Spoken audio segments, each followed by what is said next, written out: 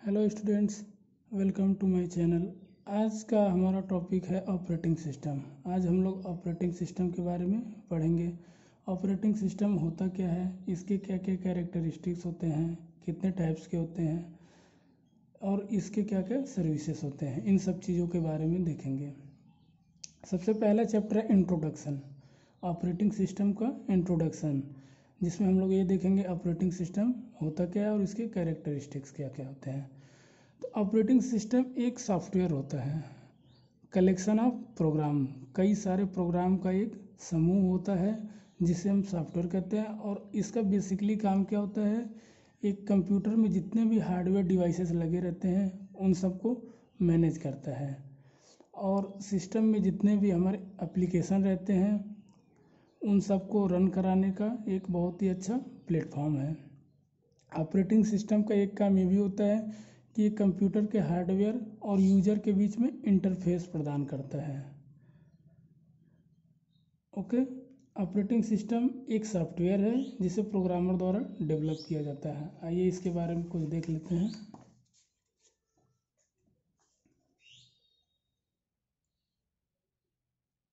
Operating system, तो सबसे पहला पॉइंट है ऑपरेटिंग सिस्टम क्या करता है। ऑपरेटिंग सिस्टम कंप्यूटर में जितने भी हार्डवेयर डिवाइस लगे रहते हैं सबको मैनेज करता है।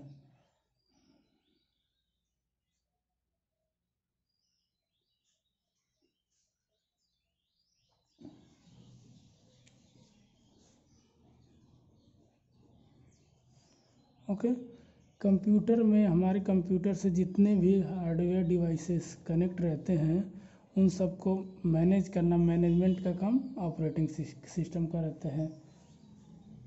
कंप्यूटर के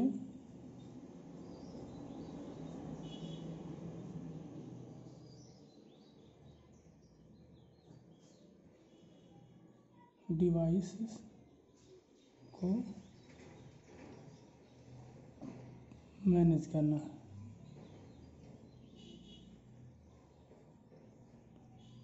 या प्रबंधन करना।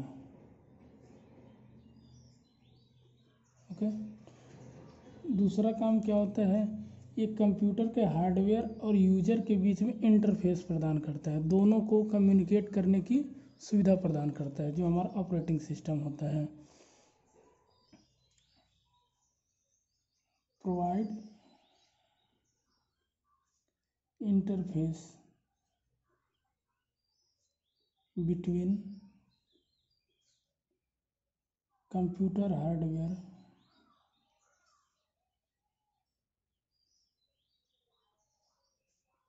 And user. ये क्या करता है, कंप्यूटर हार्डवेयर और यूजर के बीच में इंटरफेस प्रदान करता है। ओके, दोनों को कनेक्ट कराता है। अगला काम क्या होता है इसका, ये क्या करता है, जितने भी हमारे सिस्टम में एप्लीकेशन रहते हैं, एप्लीकेशन सॉफ्टवेयर रहते हैं, सारे को रन कराने की जिम्मेदारी ऑपरेटिंग सिस्टम की रहती है। Run all computer application software.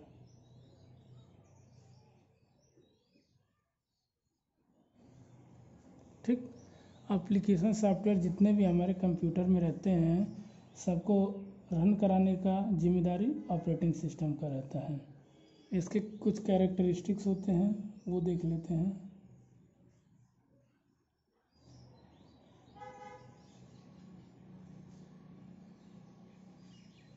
Characteristics of OS, इसके क्या क्या कैरेक्टरिस्टिक्स होते हैं। तो पहला है कि ये कई सारे प्रोग्राम का कलेक्शन होता है जो दूसरे प्रोग्राम को चलाता है। ऑपरेटिंग सिस्टम कई सारे प्रोग्राम्स का समूह होता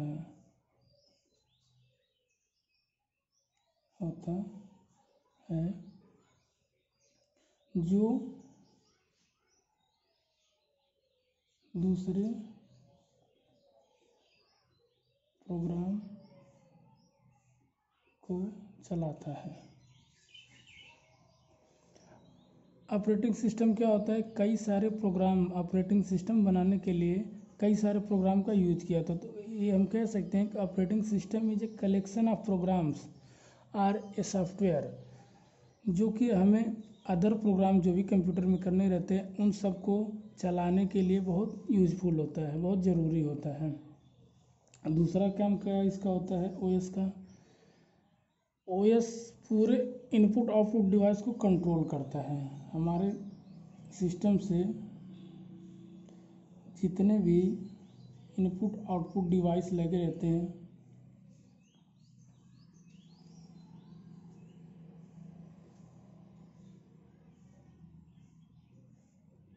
सबको ये कंट्रोल करता है। एक्चुअली ये टेक्निकल सब्जेक्ट है तो इसमें हिंदी और इंग्लिश दोनों मिक्स हो सकता है। अगर आप लोग को कुछ नहीं समझ में आएगा तो कमेंट करके हमसे पूछ सकते हैं। ठीक।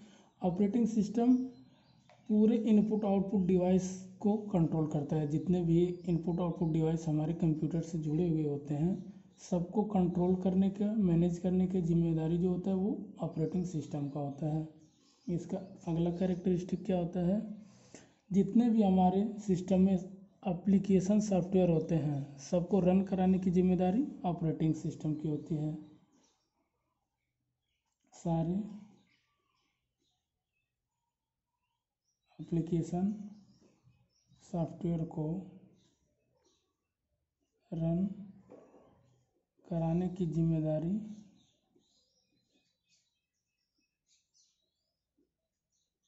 ओएस की होती है। हमारे कंप्यूटर सिस्टम में जितने भी एप्लीकेशन सॉफ्टवेयर हम यूज करते हैं, चाहे वो मोजिला फायरफॉक्स हो गया, गूगल क्रोम हुआ, इंटरनेट एक्सप्लोरर हुआ, MS ऑफिस हुआ या MX प्लेयर हुआ, जितने भी एप्लीकेशन सॉफ्टवेयर यूज करते हैं सारे सॉफ्टवेयर को रन कराने की जिम्मेदारी ऑपरेटिंग सिस्टम की होती है। अगला इसका फीचर होता है प्रोसेस को एलोकेट करना और डी एलोकेट करना। हमारे सिस्टम में जितने भी प्रोसेस होते हैं उन सबको एलोकेट करने का और डी एलोकेट करने की जिम्मेदारी ऑपरेटिंग सिस्टम की होती है।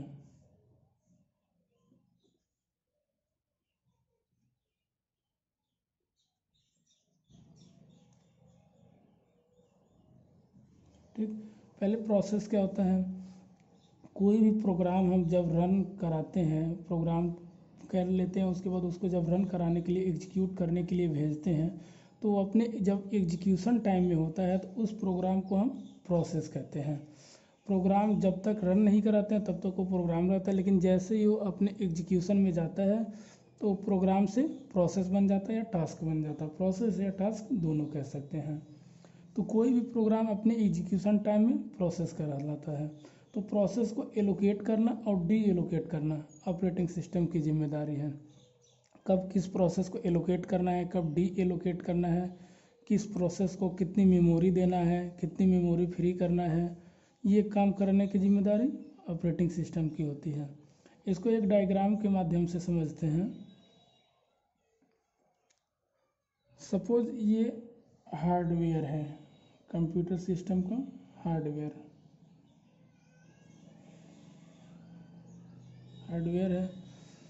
तो हार्डवेयर के बाद आता है ऑपरेटिंग सिस्टम।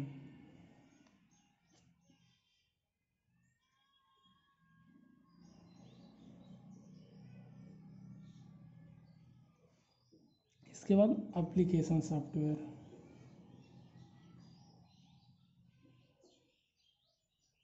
ये है हमारा एप्लीकेशन सॉफ्टवेयर। इसके बाद यूज़र।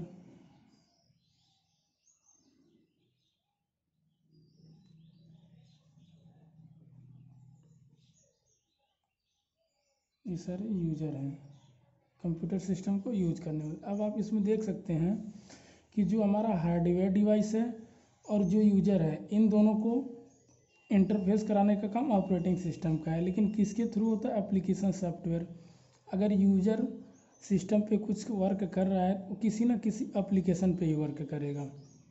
तो यूजर कनेक्ट रहता है एप्लीकेशन सॉफ्टवेयर से, इस पे वर्क कर रहा है, और इसको कनेक्ट कराता है कौन? Operating system. किससे कनेक्ट कराता है? हार्डवेयर से। तो हार्डवेयर और यूजर के बीच में ऑपरेटिंग एक इंटरफेस प्रोवाइड करता है जिससे वो आसानी से अपना वर्क कर सके।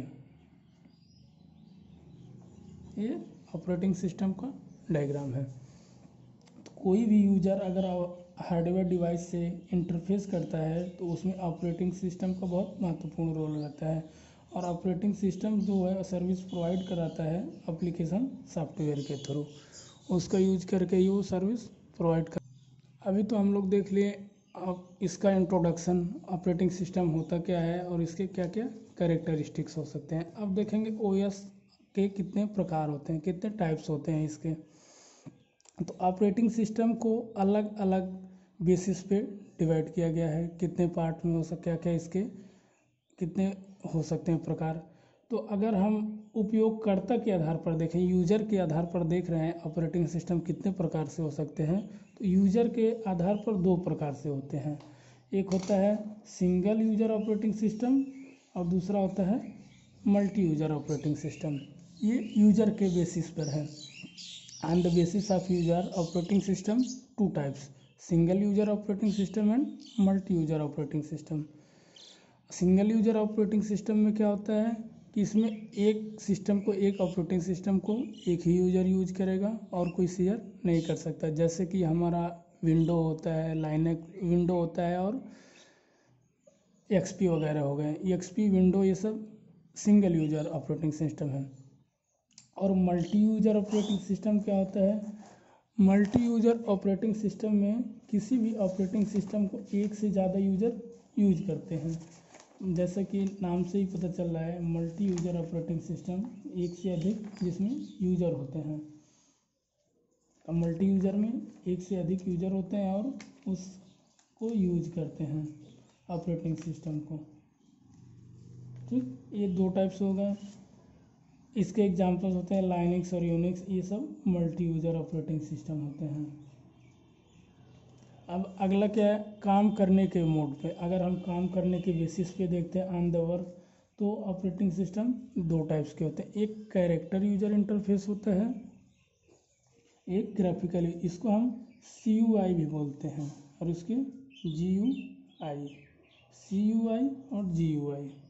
ये काम करने के बेस पर दो टाइप्स होते हैं, दो टाइप्स में कैटेगराइज किया गया है, CUI और GUI। CUI में क्या होता है? कैरेक्टर यूजर इंटरफेस, इसे कमांड यूजर इंटरफेस भी कहते हैं, कमांड लाइन इंटरफेस। इसमें क्या होता है कि यूजर को जो भी वर्क करना होता है उसको लाइन बाय लाइन कोडिंग करनी पड़ती है। जैसे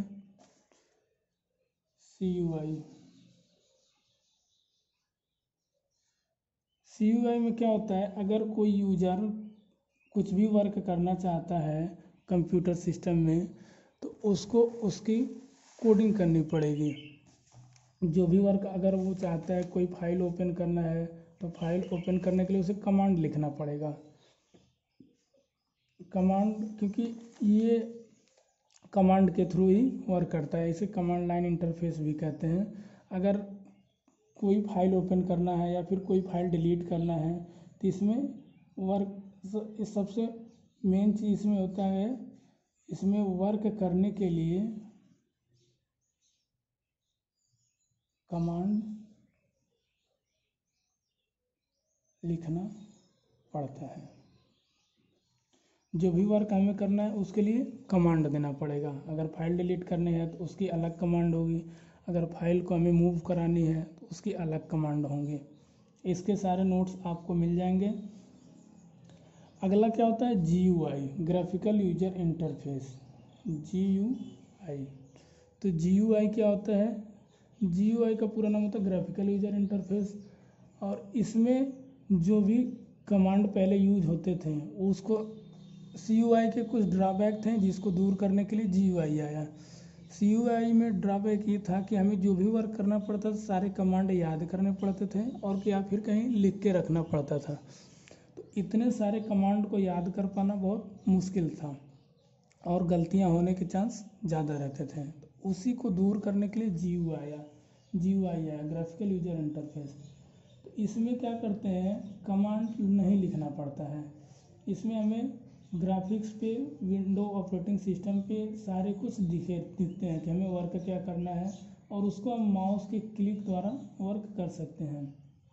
विंडो में सभी तरह के आइकन होते हैं और हर एक आइकन का अलग अलग काम होता है। और माउस में बटन दिए होते हैं, एक लेफ्ट होता है एक राइट होता है। तो उस लेफ्ट और राइट बटन्स का यूज करके हम ऑपरेशन को परफॉर्म कर सकते हैं। हमें कौन सा वर्क करना है, डिलीट करना है, मूव कराना है, या इंसर्ट करना है, या फिर ओपन करना है, जो भी करना होता है माउस के क्लिक से कर सकते हैं। और विंडो के स्क्रीन पे हमें हर एक आइकन दिखता है और हर एक आइकन का काम अलग अलग होता है। ठीक, तो दोनों चीज़ों में ये डिफरेंस है कि CUI में कमांड लिखना पड़ता था और GUI में हमें ग्राफिक्स पे दिखता है, सारा चीज़ स्क्रीन पे दिखता है। इसको हम बटन के क्लिक से वर्क करते हैं और ये CUI के कंपैरिजन में बहुत ही इजी होता है।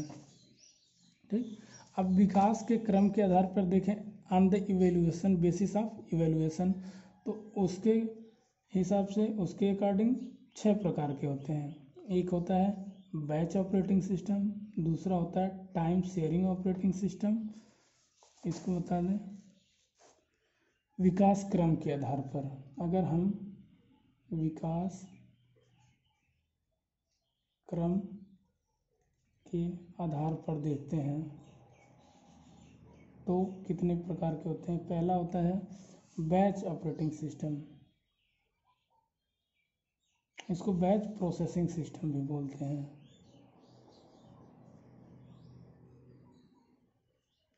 दूसरा होता है टाइम शेयरिंग सिस्टम,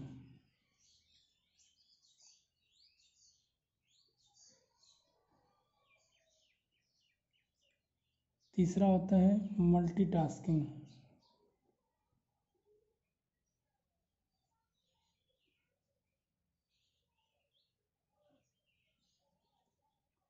OS, इसको आप OS भी लिख सकते हैं। Real time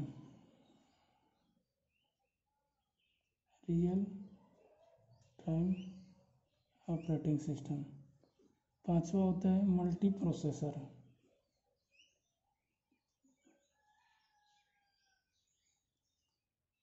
processor, operating system. और छठा होता है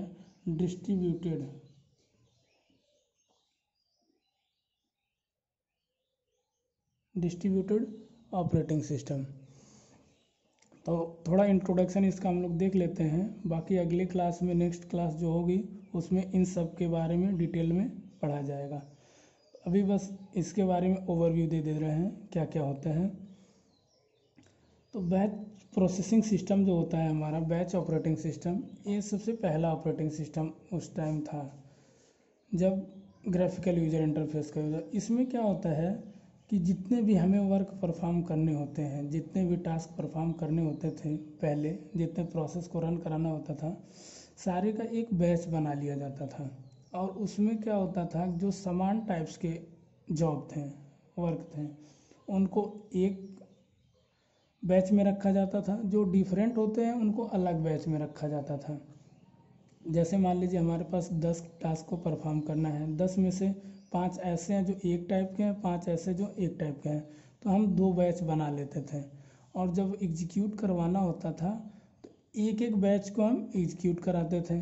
उसमें क्या होता था, एक बैच में जितने भी वो रहते थे टास्क, वो सारे रन करते थे। फिर जब वो रन कर जाता था, दूसरा बैच हम स्टार्ट करते थे, तो उसमें जितने भी जॉब रहते थे वो रन करते थे। तो इसमें क्या होता है, बेसिकली इसमें ये होता है कि जितने हमें जॉब करने होते हैं, जॉब परफॉर्म करने होते हैं, सबको एक बैच में कलेक्ट कर लेते हैं। एक बैच मतलब एक समूह में। और जो समान टाइप्स के जॉब होते हैं उनको अलग बैच में रखते हैं, जो अलग होते हैं उनको अलग बैच में। ठीक, और दूसरा क्या होता है हमारा, दूसरा होता है टाइम शेयरिंग। टाइम शेयरिंग, जैसे इसके नाम से ही पता चल रहा है, टाइम शेयरिंग ऑपरेटिंग सिस्टम क्या होता है, इसमें हम टाइम को डिवाइड कर देते हैं। जैसे हमारे पास अगर 10 टास्क हैं तो टाइम को हम डिवाइड कर देंगे। 2-2 मिनट अगर दे रहे हैं तो 2-2 मिनट सारे यूजर के लिए निर्धारित कर देंगे हम। और जो भी टाइम निर्धारित करते हैं, 2 मिनट, 4 मिनट या कुछ भी, तो उसको हम टाइम स्लाइस बोलते हैं। इसमें जो यूज होता है वो टाइम स्लाइस होता है। ठीक, अब जैसे हमारे पास 10 यूजर हैं, 1 से लेकर 10 तक, और हम 2-2 सेकंड का टाइम स्लाइस दिए हैं, तो 2 सेकंड पहले वाले यूजर को मिलेगा, फिर 2 सेकंड दूसरे यूजर को, 2 सेकंड तीसरे यूजर को, 2 सेकंड चौथे यूजर को, ऐसे 2-2 सेकंड सबको मिलेंगे, और लास्ट में 10वें वाले यूजर को भी 2 सेकंड मिलेगा। अगर उतने देर में ये अपना वर्क परफॉर्म कर लेते हैं, तब पहले दूसरा जो भी है, तब तो ठीक है। अगर नहीं कर पाते हैं तो उनको 2 ही सेकंड मिलेगा, वो अगले पे चला जाएगा, अगले वाले का टास्क परफॉर्म करेगा। अगर दूसरा वाला 2 सेकंड में वर्क परफॉर्म कर ले रहा है तो उसका फिनिश हो जाएगा। अगर नहीं परफॉर्म कर पा रहा है तो वो तीसरे वाले यूजर के पास चला जाएगा। तो इसमें जो भी समय निर्धारित होता है उतने में वर्क करना होता है। अगर उतने में वर्क नहीं कर पाता है तो तीसरे, चौथे, पाँचवें और लास्ट तक जाएगा, 10 तक, फिर वापस यहाँ से घूम के आएगा। जब 10 का कंप्लीट हो जाएगा तो 1 पे आएगा, फिर 1 से 2-2 सेकंड स्टार्ट करेगा। और इसको मल्टी प्रोग्रामिंग भी कहते हैं, क्योंकि इसमें एक साथ कई सारे प्रोग्राम को हम रन करा सकते हैं। मल्टी प्रोग्रामिंग अभी आगे बताया जाएगा। ठीक, अब अगला क्या है, मल्टीटास्किंग ऑपरेटिंग सिस्टम। मल्टीटास्किंग मतलब एक साथ कई सारे टास्क को परफॉर्म करें। ठीक, मल्टीटास्किंग में क्या होता है, एक साथ हम कई सारे टास्क को परफॉर्म करते हैं, कई सारे वर्क को करते हैं, उसको मल्टीटास्किंग कहते हैं। इसमें क्या होता है, मल्टीटास्किंग में मान लीजिए हमें 10 काम करना है, तो बैच में क्या करना पड़ता था, हमें वेट करना पड़ता था, एक ख़त्म हो जाए तब दूसरा स्टार्ट करें। बट इसमें एक साथ हम सारे काम को कर सकते हैं, एक साथ 10 वर्क को कर सकते हैं। ये होता है मल्टीटास्किंग। अगला क्या है, रियल टाइम ऑपरेटिंग सिस्टम। तो रियल टाइम ऑपरेटिंग सिस्टम क्या होता है, रियल टाइम ऑपरेटिंग सिस्टम में ये टाइम का बहुत पाबंद होता है। जो रियल टाइम, इसमें जितना भी टाइम दे दिया, अगर हम किसी ऑपरेटिंग सिस्टम को 10 सेकंड दे दिए किसी प्रोसेस का या किसी प्रोग्राम को एग्जीक्यूट कराने में या फिर उसका वर्क कंप्लीट करने में, तो ये गारंटी देता है कि इस 10 सेकंड के अंदर वो वर्क परफॉर्म हो ही जाना चाहिए, 10 से 11 सेकंड नहीं ले सकता है। इसलिए इसे कहते हैं रियल टाइम ऑपरेटिंग सिस्टम को, ये टाइम का, समय का बहुत पाबंद होता है।